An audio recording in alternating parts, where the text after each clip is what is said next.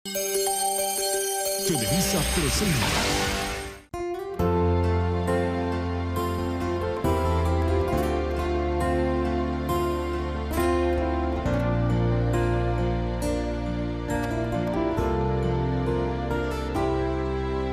Anong lihim mayroon sa isang tinig umuugi sa puso at damdamin. Siyang bulong manatili sa iyong pagsinta, dama mula paggising kahit nasan pa. Kapag ika'y lumayo, nanaisip mo ba mawala sa mundo? Handog, alay ng may kapal na sa'yo'y ibigay, pagsuyong wagas,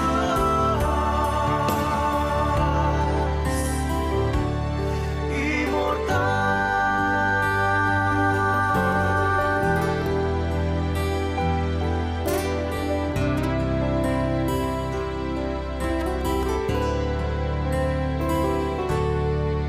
May panahon pa tayo.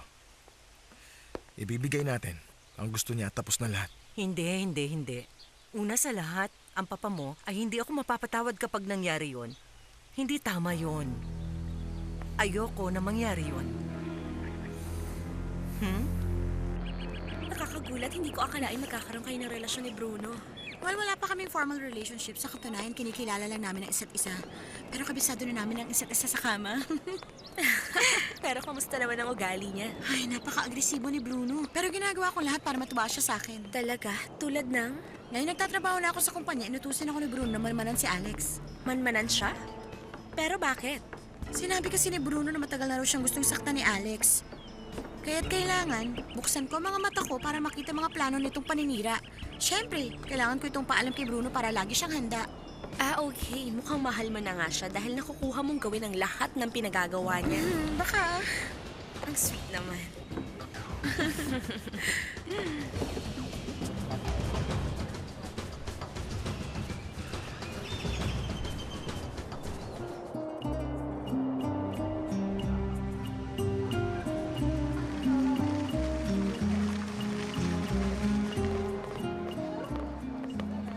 Magandang umaga rin.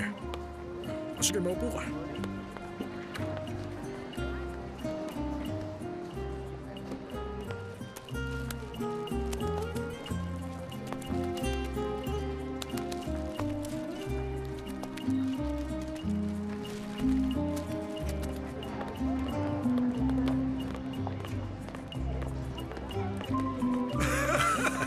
Kung nakita mo lang, sinabi ko lang sa manager ng palengke ang buong pangalan ni Senyorito Alejandro. Abay, bigla siyang namutla, putlang-putla ang mukha. Saka sinabing meron pa palang natita ng pwestong pwedeng rentahan. Totoo nga napaka-impluensyang lalaki ang aking manugang. Siya nga pala, sinabihan ko si Maria Jose na irekomenda si Meche para makapagtrabaho sa kanilang bahay. Sinong Meche? Si Meche, yung kaibigan natin. Abay, oo. Marahil sa ngayon, wala na siyang trabaho. At yun ay nang dahil sa ating dalawa. Ano? Napakalaking pagkakamali ang ginawa mo. Si Meche ay di maaari magtrabaho sa mansyon na yun. At bakit? Hindi mo ba alam na itong si Meche at Gabriela may ginawang kalokohan? Walang nasagasaan, grabe ang anak mo si Paula. Ano? Oo nga.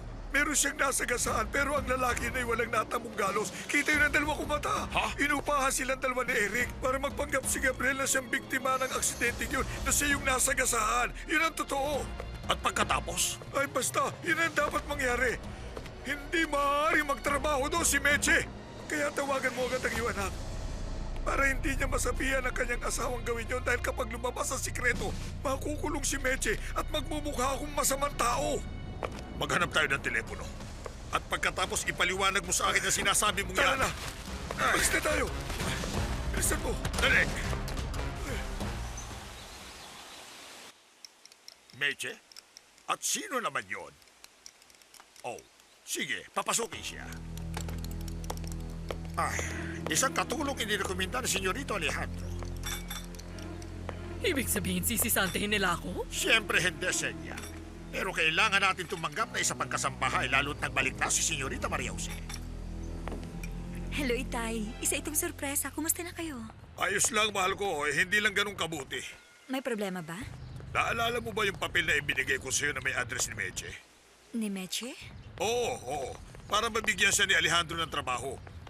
Huwag mo na lang banggitin sa kanya. Ang tungkol dito, anak. Hindi ko maintindihan ni Tay. At saka nasabi ko na kay Alex. Sinabi kong kaibigan niyo siya. Nasabi na niya. Naku, patay! Itay? Itay! Tawagan mo si Alejandro at sabihin mo huwag siyang tatanggapin. Magbigay ka na lamang ng kahit anong rason. Bakit? Anong problema? Sige na, anak. Nakikiusap ako. Kung hindi maalalagay na naman tayo sa isang napakalaking gulo, Ano pong ginawa niyo? kailangan natin magkita. Hindi ako pwedeng pumunta sa Saki. Hindi. Wala kami sa Saki. Nandito lang kami sa Merida. Sa Merida? Anong ginagawa niyo dito?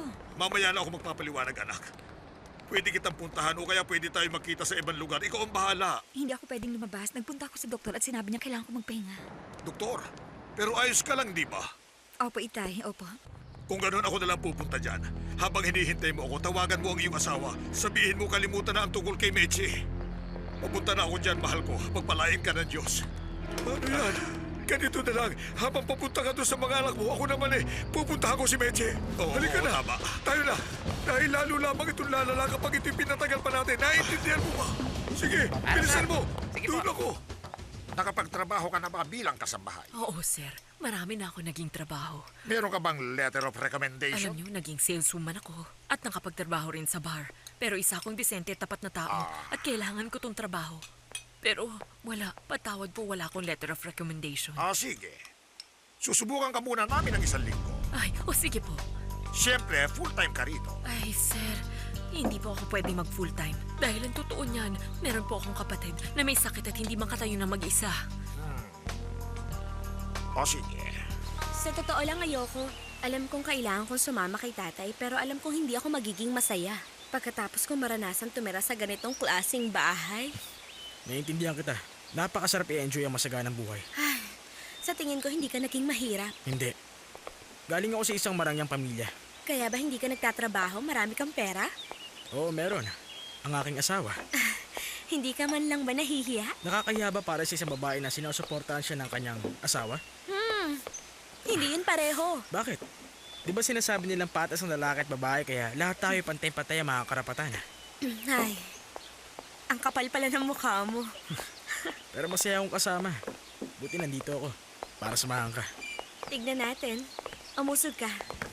Ay, gusto kita. Gusto rin kita. Sige ba? Lakas pa! Manmanan si Alex? Para saan? Ayon kay Katya, ikukwento sa kanya ni Bruno ang storya na gusto siyang saktan ni Alex. Para ma-brainwash na at sabihin sa kanya ni Alex ang lahat ng plano niya. Yun ang plano. Oo, syempre. Siguro gusto niyang malaman ang mga nangyayari sa kumpanya para manggulot kumanti kay Alex. Dapat nating sabihin yan sa kanya. At ano naman ang mapapala ko? Ang kanyang utang na loob. Hindi ako interesado sa utang na loob. Iba ang gusto kong makuha mula kay Alex. Ay, mahal kong kapatid. Ayoko sanang sirain ang mga pangarap mo pero hindi mo na makukuha ang gusto mo. Hindi talaga. Lalo na ngayon nagdadalang tao si Maria Jose. Pagkatapos ng lahat ng ginawa natin, mag-imbento na may isang Mario Aguirre, magsinungaling at lahat, paano pa ako titigil niyan? Hindi. Hindi. Ang makakatulong na lang sa akin ngayon ay si Bruno. Kailangan ko siyang makausap para bumuo ng alyansa. Pero hindi bang sabi mo ayaw mong masaktan ni Bruno si Alex? Dahil noon na hindi ko pa alam na buntis, ang basurang babaeng yun. Panira ng plano.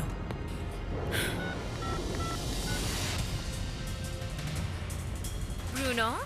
Si Maura to. Gusto kitang makausap. Busy ako ngayon. Kung gusto mo, pwede kitang puntahan sa bahay niyo mamayang hapon o gabi. Okay. Paalam. Makikipag-usap na si Atty. Peña. Perfect. Di ba sinabi mo na kilala mo na si Bruno bago ka pa tumira dito? Siyempre hindi, no? Paano naman mangyayari yun? Kala ko ba nagsisimula na tayo maging magkaibigan? Kaya dapat pagtiwala ka na sa akin. Oo, pero hindi ko alam kung totoo ka magiging kaibigan. E di subukan mo ko. Tignan natin. Una na ako.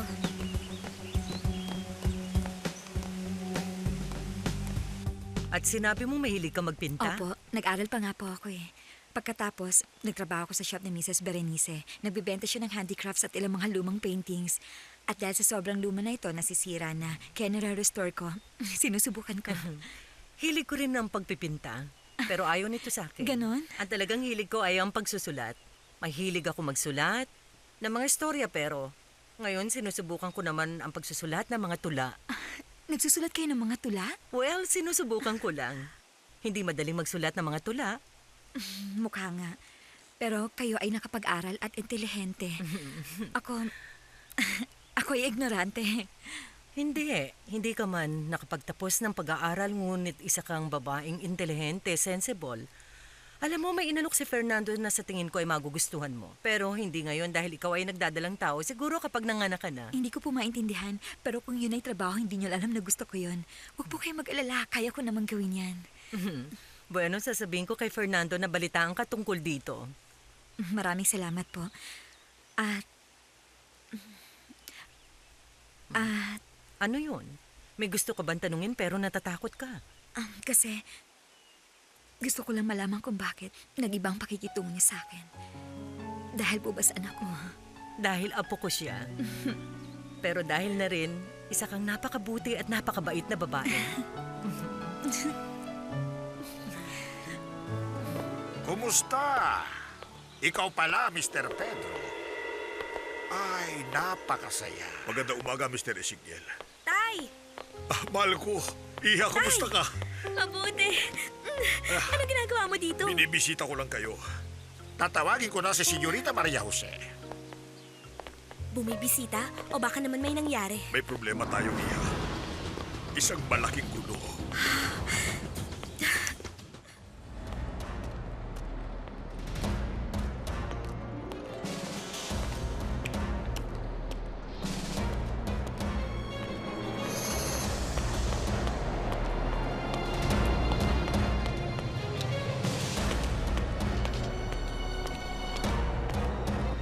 Sabihin mo nga sa akin, Machita.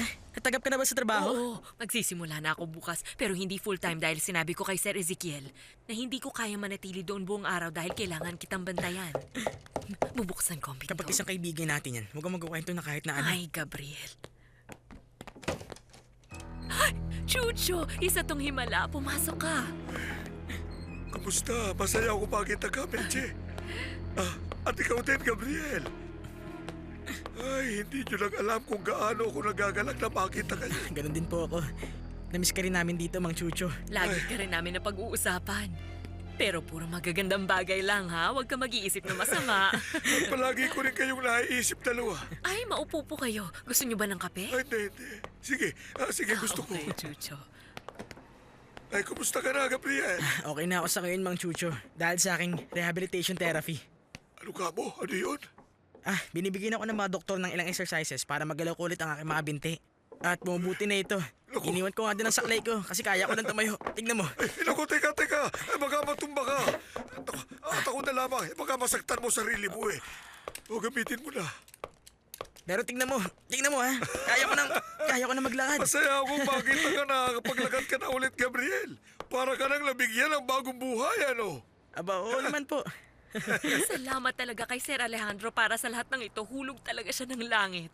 Binigyan pa niya ako ng trabaho sa bahay nila. Magsisimula na ako bukas. Oo. Hindi pwede. Teka muna, Meche. Hindi ka pwedeng magtrabaho doon sa bahay nila.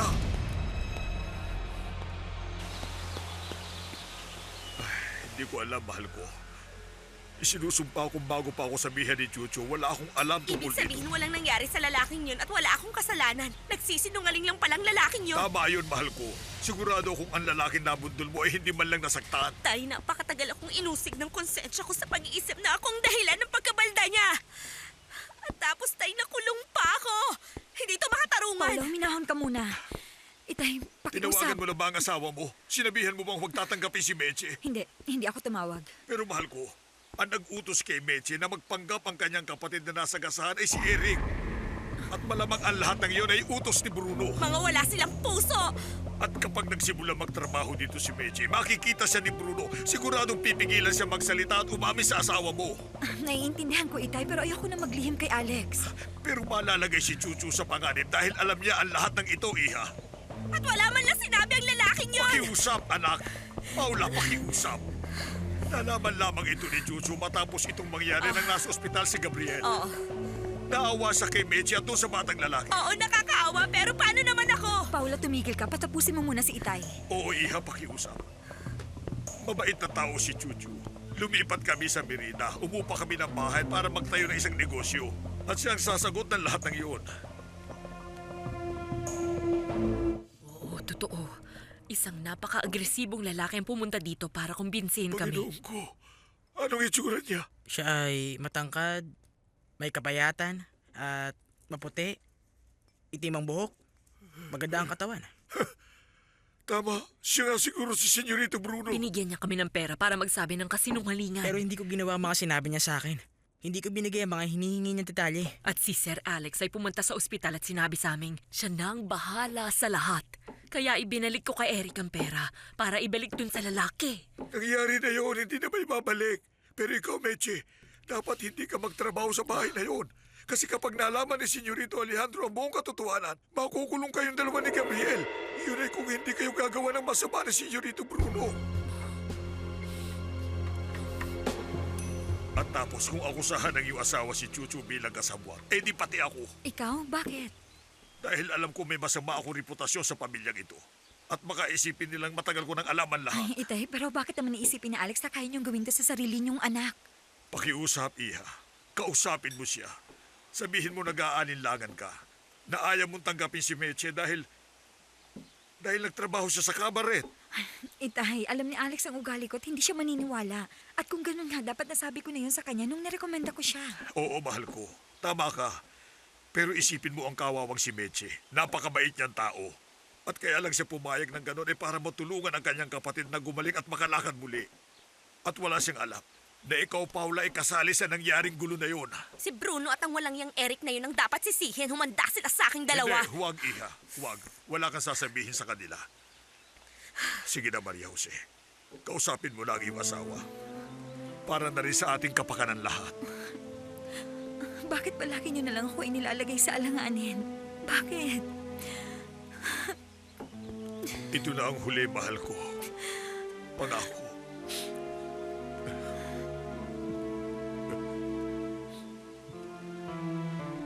Nakita mo na ba ang plano? Oo. Masasabi ko maganda ang ideya ng developer. Hinihintay na lang nila ang go signal mo at ang decision mong bumuo ng partnership para masimula na ang project. Well, hindi ko alam kung magandang ideya yan ngayon, Fernando. Hindi natin alam kung ano mangyayari sa kumpanya. Ano yun, Mary? Sir, gusto po kayo makausap ni Counselor Quinones? Sige, papasukin mo. Alam ko na kung bakit narito siya. Oo, ako rin. Mga Ginoo, magandang hapon. Magandang hapon, attorney.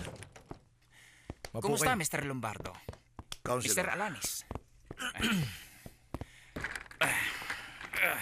Tumawag sa akin si Counselor Lopez upang ipaalam na nag-file si Sir Albeniz ng request sa Deputy Justice of Peace upang makilala rin siya bilang isang legal na anak ni Antonio Lombardo. Napakabilis niya. Kailan darating ang requirements for the DNA test? Sa susunod na araw, dapat tayong maging handa dahil matutuloy na ang kaso magsasawalang bisa ng huling habilin ng iyong ama. Bueno, ng ama ninyong dalawa. Naniniwala akong pwedeng gawin ng isang hearing ng pribado, hindi ba? Na walang anumang ingay. Oo, sir, pero hindi maiiwasang lumabas ang balitang ito, lalo pangat ang mga sangkot ay isang tanyag na pamilya tulad ng mga Lombardo. Well, too bad. Gusto ko ring ipaalam sa inyo na magiging matagal ang prosesong ito. Gaano katagal? Posibleng 2 hanggang 3 taon. Baka 4 pa. Liban na lang kung may itinatagong ala si Sir Albeniz para mapabilis ang hatol ng korte. Ano naman kaya ang pwede niyang ilabas? May alam ba si Dr. Hernan Plasencia sa naging relasyon ng iyong mama at ni Antonio Lombardo? Hindi ko alam. Maaari. Bakit? Dahil kung ganun nga, magiging kahina-hinalang opinion niya sa tuloy na kalagayan ng kalusugan ni Antonio Lombardo. Maaaring hindi ito makatulong dahil nagawa niya ng pagtakpan nito kay Ma'am Victoria. Kinakailangan rin tayong humingi ng tulong sa pamilya ng kanyang unang asawa. Ang mama ni Alejandro? Oo. At posibleng nalaman niya rin ang pangangaliwa ng kanyang asawa at nasabi ito sa kanyang kamag-anak. At ang mga kamag-anak ay madalas na nagtatanim ng galit tungkol sa mga bagay na ito. At malamang may sama ng loob ang mga ito kay Antonio Lombardo. Kaya maaari natin silang gamitin dito. Attorney, mukhang magandang plano yan. Sa tingin ko may naiwang problema ang unang asawa ng matandang Lombardo. Talaga? Ano nangyari sa kanila? Ewan ko, pero baka may mahalungkat akong file sa kumpanya na pwede nating magamit. Hanggang sa muli, Miss Mary. Salamat. Sige po, Counselor. Thank you rin po. Bye, sir. Sorry, pero may kailangan lang akong tawagan, ha? Nagkaaragluhan na tayo. Sandali lang, pasensya na. Hello? Kaalis lang na abogado ni Alex dito sa opisina. At may kinalaman sa yung pagpunta niya rito, mahal ko. Oo, salamat sa pagbibigay ng abiso. Magaling ba ako? Sobrang galing. Pwede ba tayo magkita mamayang hapon? Gustong-gusto na kitang makasama, Bruno. Patawad pero hindi pwede. Bukas na lang tayo magkita. Sigurado na yun, huwag ka mag-alala. Oo, sweetheart, of course. Oo. See you. Storbo ka talaga.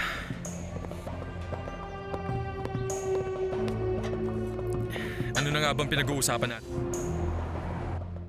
Dapat mong gawin ang lahat, Fernando, para sagutin ng judge ang sulat mo. Kailangan natin siya makilala kaagad para mabuko si Bruno bago pa magsimula ang paglilitis sa korte. Sinulatan ko na siya ng 2 beses at sumagot pa sa kanyang blog article sa internet. Tinanong ko siya kung saan ko siya pwedeng tawagan para mabigyan ako ng payo tungkol sa litrato. Pero mukhang hindi niya ito nababasa. Alam mo, Fernando, kung pwede lang sana natin siya makausap kahit sandali para mapatunayan niyang pinalsipikan ni Bruno ang pirma ko sa marriage certificate. Yun ang pinakamagandang paraan para mapatunayang isa siyang kriminal.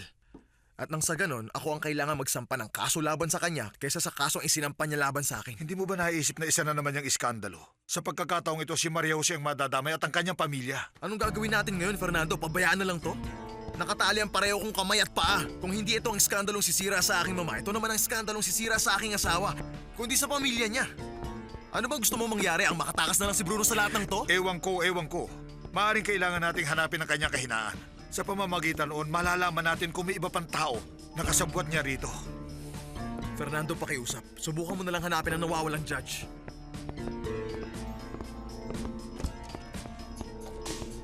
Mary, see you later. At kung may kailangan ka, tawagan mo na lang ako sa Yes, cellphone. sir. Magkita tayo mamaya. Kamusta na, kuya?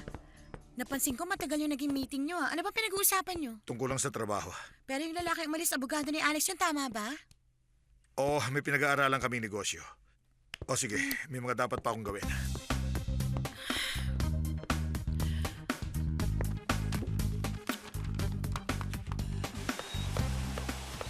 Miss Paula! Nabalitaan kong bumalik na kayo ni Maria Jose. Huwag mo kausapin, traidor! Bakit? Ang kapal na mukha mong itanong sa akin, muntik ko nang sirain ang buhay ko! Aray! Hoy, ano nangyari? Hindi ko alam. Bigla na lang siya nagalit. Nababaliw na siya. Ibig mo sabihin hindi mo alam? Aray.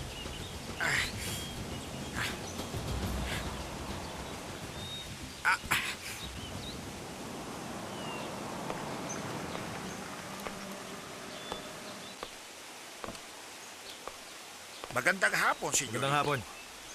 Gusto ko lang ipaalam sa inyo na dumating na ang babaeng si Mitch. Oo. Susubukan ko siya sa loob ng 1 linggo. Mabuti, sige. Pero hindi siya mananatili dito sa buong araw dahil sinabi niyang may kapatid siyang may sakit. Okay. Bumisita rin dito si Mr. Pedro. Tatay Pedro?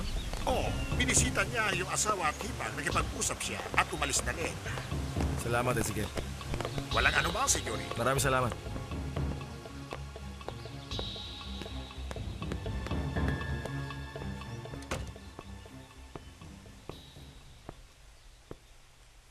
Hello, mahal ko. Hello. Kamusta ka? Mabuti. Salamat. Kumain ka na ba? Oo, dito. Dahil wala naman akong kasabay dahil wala ka. Ikaw? Oo, kumain ako sa opisina. Pinuntahan ako ng iyong mama. Talaga? Oo, at napakabait niya at sinabi niya pa sa akin ang business venture nila ni Fernando at niyaya niya akong sumali. Good. Very good. At ano pa? Anong ano pa? Wala ka bang sasabihin sa akin tungkol sa tatay mo?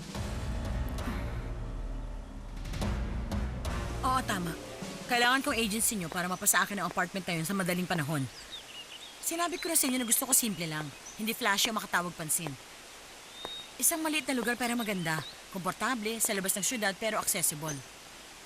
Of course, syempre fully furnished na. Please, ganun lang ha. Oo, naintindihan mo na ngayon, tama ba? O sige, pag nahanap mo na ito, tawagan mo ko kaagad. Salamat. Sinong kausap mo? Ano ba pakialam mo? Pinadali mong pagbaba sa telepono. Alam kong isa yung sekreto. At ikaw, saan ka naman pupunta? Wala ka ng pakialam.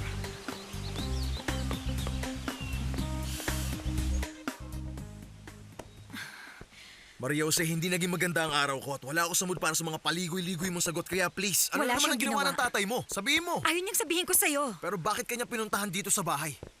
Hindi ba't nangako ka sa akin na wala ka nang itatago? Hindi kita asawa. Para sa iyong kaalaman. At sa tingin ko sinabi ko na sa ito noon, ang legal period kung saan pwede nating ipawalang bisa ang ating kasal ay tapos na. Hindi natin to ginawa. Kaya naman kasal pa rin tayo. Nakiusap ang aking itay na manahimik ako dahil natatakot siyang baka may magawa kang masama. Ang ibig mo sabihin masama? Diyos ko, kailan ba ako naging masama sa'yo? Ano bang iniisip ng tatay mo? Pinatawad kita sa panluloko mo sa akin sa naganap nating kasal. Pinalaya akong tatay mo mula sa kulungan. Binayaran ko mga utang niya. At tinulungan kong kapatid mo na may masagasaan siya. Ano pa? Hindi mo kailangan ipamukha sa akin lahat na initulong mo sa amin. Hindi ko pinamumukha sa'yo. Pinaaalala ko lang. Pues hindi na kailangan. Dahil tandang-tanda ko pa. Ay, Diyos ko. Patawarin mo ako at nagalit ako. Patawarin mo ako. Naiintindihan ko ang pagiging sensitibo mo dahil sa kalagayan mo. Sasabihin mo ba sa akin o hindi? Tungkol to kay Meche. Meche? Anong meron kay Meche? Ang babaeng nirekomenda na aking itay para magtrabaho dito. Ano naman tungkol sa kanya? At sinong nagrekomenda sa kanya? Si Senyorito Alejandro. Magsisimula na siya bukas pero hindi siya mananatili rito ng buong araw dahil sabi niya may kapatid siyang may sakit. Anong sakit? Iyon ay naaksidente. At anong pangalan niya? Meche. At maganda ba naman siya? Kaya maganda siya o pangit, wala pang nagaganap na ligawan dito sa bahay sa pagitan ng mga empleyado. Kaya yan ang huwag mong susubukang gawin. Ay, Coco! Ano ka ba? Umalis ka dyan! Ay, Diyos ko, walang pag-asa ang lalaking to. Halika na, mahal kong Coco. Nakikita mo naman na sa bahay na ito, lahat ng tao ay nag-aaway at nagsisigawan. Siguro naisip mong bugnutin ang mga tao dito kaya walang nagkakasundo dito sa loob ng bahay. Pero huwag kang gagaya sa masasama nilang pag-uugali. Tara na, Coco. Ang maputi palayasan na natin ang matatanda ito. Hindi mo sasabihin ang isang bagay na napaka-importante? Hindi. Sasabihin ko naman Hindi sa'yo, mo ba pero... naisip, Maria Jose, na nasa kamay na natin ang pwedeng pumigil sa mga plano ni Bruno? Si Bruno? Oo, ang hayop na yun na si Bruno ay binayaran ng babae at lalaking yun para makulong si Paula. Sa makatuwid, nakagawa siya ng krimen at pwede natin siyang isuplong sa otoridad. At nang sa ganun, mawalan siya ng kredibilidad. Pero ang babaeng yun, si Meche, ay makukulong din kasama ng kanyang kapatid. Pati si Itay at si Mang Chuchu. Hindi madadamay ang tatay mo at hindi na natin kailangang isali si Chuchu. Pero kawawa naman ang taong yun. Huwag, Alex, please, At huwag. ano ba talaga ang mas gusto mo, Maria Jose? Napabayaan ko na lang si Bruno na gawin ang mga plano niya? Para kunin lahat ng mga pinaghirapan ko at ng aking papa? Yan ba ang gusto mo? Wala ka nang iniisip kundi pera, tama ba? Hindi mo naiisip ang ibang tao. At paano naman si Mama, Maria Jose? Sabihin mo nga sa akin. Pumunta na si Bruno sa West para mag-file ng request para makilala siya bilang anak ni Antonio Lombardo. Hiniling ng West ang isang DNA test at kahit gaano pa katahimik na didinggin ng kaso, hindi namin may iwasang lumabas ang balitang siya ang kabit ng aking papa. Gusto mo bang mangyari yan? Siyempre hindi. Pero iniisip ko lang na... Saan tumutuloy ang tatay mo ngayon? Ay, sinulat ko doon. Saan dito? Pakiabot ang address book ko. Saan? Nasa address book? Eto. See you later.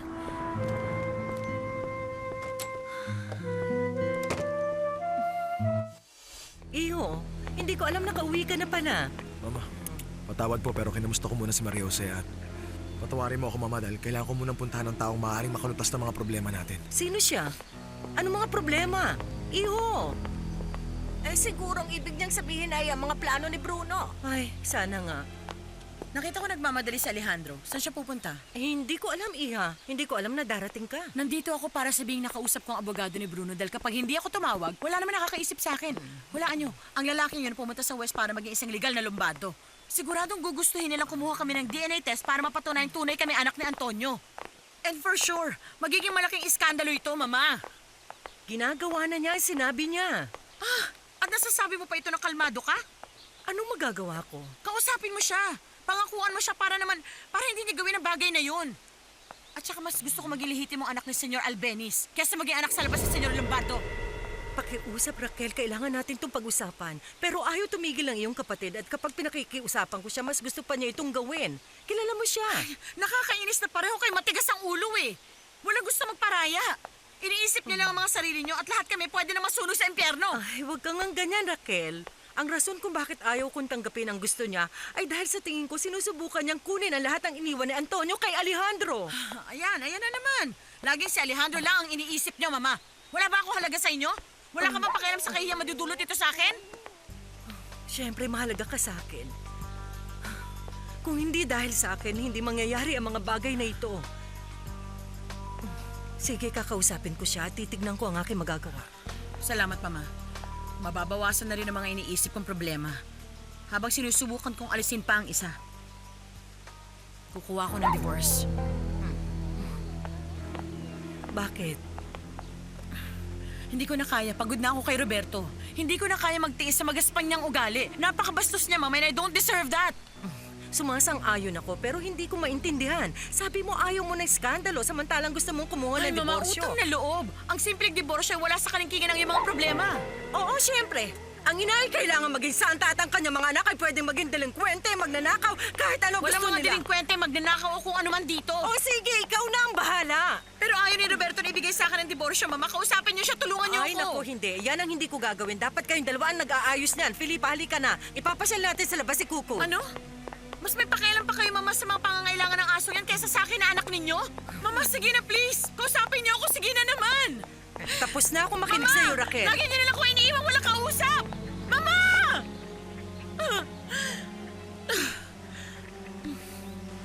Arturo! Opo, senyora. Bakit po? Kailangan ko po ba kayong Hindi, pag-drive bigay mo sa akin ang susi. Aalis ako mag-isa. Susi? Ang susi? Bakit kailangan may tago ang susi sa madumi mong bulsa? Kung sa susunod gusto ko umalis mag-isa, anong dapat kong gawin? Tumawag na lang ng taxi dahil ang susi ko nasa madumi mong bulsa? Ganun ba yon? Hindi, senyorita. Gusto niyo po bang samahan ko kayo? Hindi na kaya ko mag-isa. Ipagdadrive ko po Huwag kayo. ka na makulit Sige ha, sinabi ng hindi eh.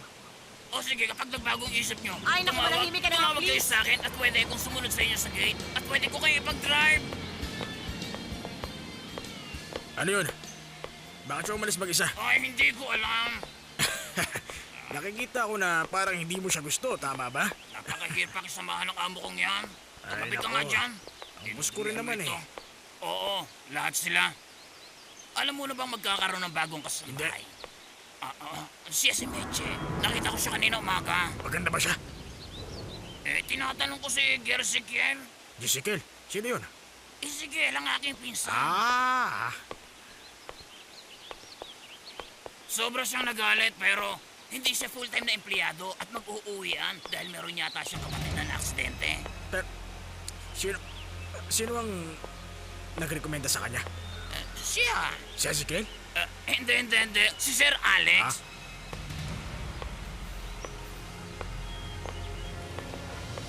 Ano namang problema niya ngayon? Anong mali doon?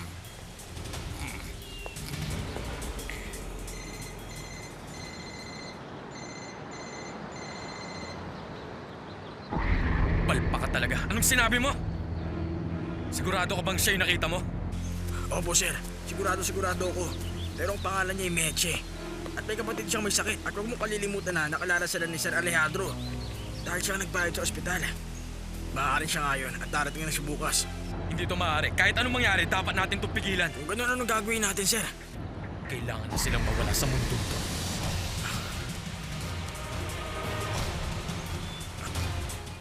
Hindi ka ba nababahalang kukuha si Ma'am Raquel ng diborsyo? Ay, sa puntong to, wala na akong pakialam sa kahit ano.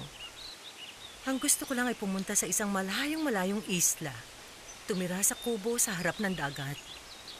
Na mag-isa. Bakit hindi? Kasama ng aking mga libro, musika, notebooks at computer para makapagsulat ako. Wala na akong ibang kailangan. Nakikita mo ba, Alak? Si Fernando. Ay, sigurado ka? Hello? Nakakaabala ba ako? Hindi, Fernando. Nandito ako sa terrace kasama si Felipa at si Kuko. Wala ka pa kasing sinasabi sa akin tungkol sa magiging bisita natin sa archaeological site kasama ang mga tauhan ng ina. Naiintindihan kong ayaw mong gumawa ng kahit ano ngayon pero dapat natin itong pag-usapan. Bakit hindi ka pumunta bukas? Gusto mo ba akong pumunta? Iniimbitahan kitang pumunta. Talaga? O sige, pupunta ako. Anong oras? Sa hapon. Darating ako, salamat.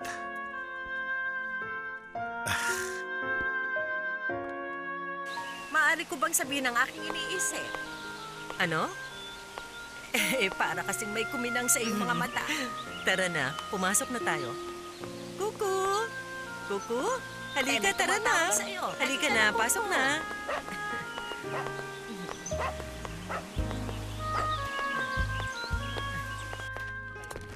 Pag hindi natin alam kung may gas ba dito. Hindi ba't dapat tayo ang bumili niya, Chuchu? Dapat nga ba? Siyempre naman. Siya nga pala, Chuchu. Bakit kaya hindi pa tumatawag ang anak ko? Ay, sino naman kaya ito? Baka ang landlady. Oo nga. Baka alamin niya kung ano pa ang mga problema natin. Pasok po. Ay, naku. Sinabi na sa akin ni Maria Jose ang lahat.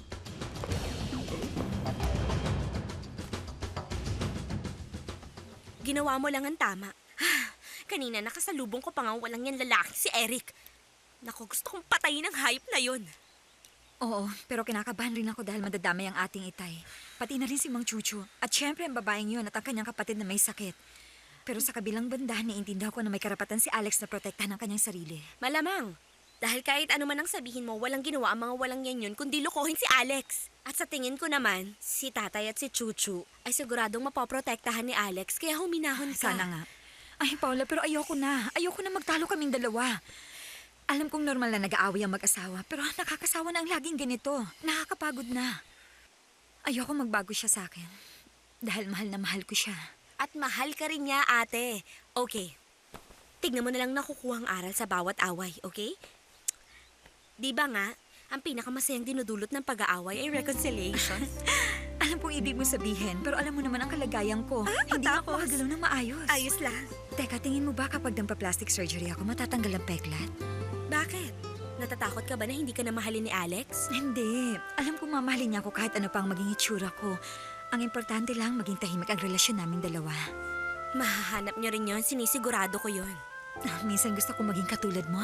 Napakamasayahin mo. Alam naman ang lahat kung gano'n niyo kamahal ang isa't isa. Kaya dapat tanggapin mo siya na parang walang nangyari. Ng buong pagmamahal. Huwag mo sabihin hindi mo siya hinahangad. Ganito, naintindihan ko naman dahil mahirap kontrolin ang sarili lalo na't katabi ang macho at gwapong lalaking katulad niya. Konting halik, konting himas, alam mo na yon. Ay, ang sarap sa pakiramdam. Sa totoo lang, kailangan ko nga yun. Oo, kailangan mo yun. At sigurado akong kailangan niya rin yun.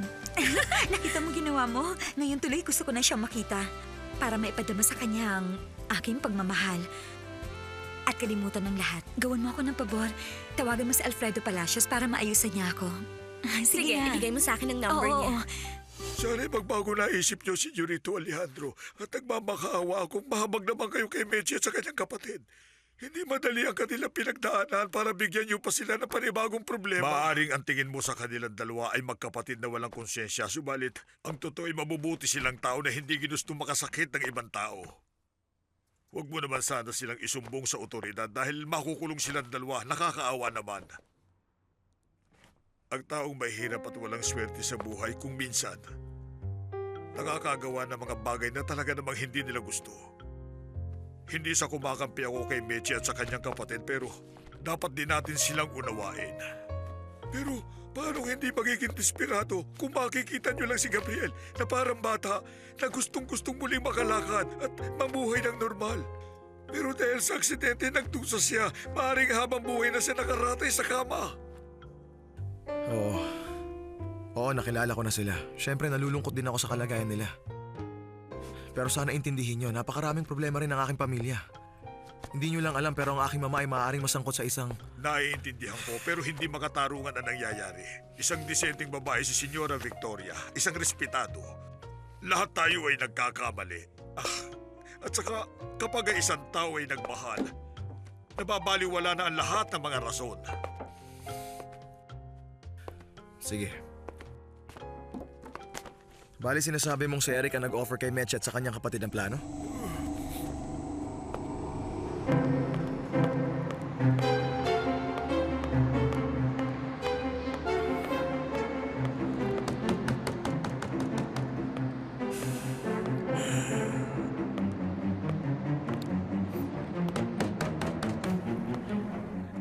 Totoo, matapos ko mapakinggan ang sinabi ni Chucho, natatakot ako, kapatid ko. Napakasimple lang. Huwag ka magpakita sa trabaho bukas tapos sa problema. Oo, pero yung lalaking pumunta dito, ano nga ang sinabi ni Chucho na pangalan niya? Si Bruno? Oo, yun nga ang pangalan niya. Sa kanya ako sobrang natatakot. Ay, naku, bakit hindi na lang tayo pumunta ng halapa sa bahay ni Tia Chunita? Paano na ang therapy? Gusto ko na makalakad ulit, ate. Nakakatayo na ako at nakakalakad ng konti. Pero gusto ko lumakad ng normal, tulad ng dati. Ay, naku, sino kaya yan? Baka kaibigan mo. Sino pa? Ay, sino yan? Si Eric! Ay, naku, Buksan mo ang pinto! Kapag di mo ito binuksan, wawasakin ko ito gamit ang aking baral! Oo, sir! Pasok! Gusto niyo po ng kape? Gusto ko malaban ng totoo. Magtatrabaho ka ba sa bahay ng mga Lombardo? Hindi, pero sino nagsabi sa inyo niyan? Huwag ka nang sinungaling pa, Meche. Alam kong katotohanan. Umamin ka na! Ang totoo? Oo! Inalok sa akin ang trabahong yan, pero hindi ko to tatanggapin. Pinag-uusapan pa lang namin ito ni Gabriel ngayon, hindi ba? Pinag-uusapan natin to, Gabriel? Pero bakit hindi? Dahil hindi ko nagustuhan na napakatapang ni Sir Ezekiel, nakakatakot siya. Alam mo, di ako naniniwala sa'yo. Kaya kunin niyo na mga gamit niyo at umalis na tayo rito. Pero saan po tayo pupunta? Kahit saan. Para hindi mo masabi kay Sir Alejandro kung ano ang nalalaman niyo. Hindi. Pinapangako ko sa mahal na birhen na hindi. Wala akong pagsasabihin. Sige na, kinusta! Tara na! Kailangan na natin magmadali. Naiintindihan mo?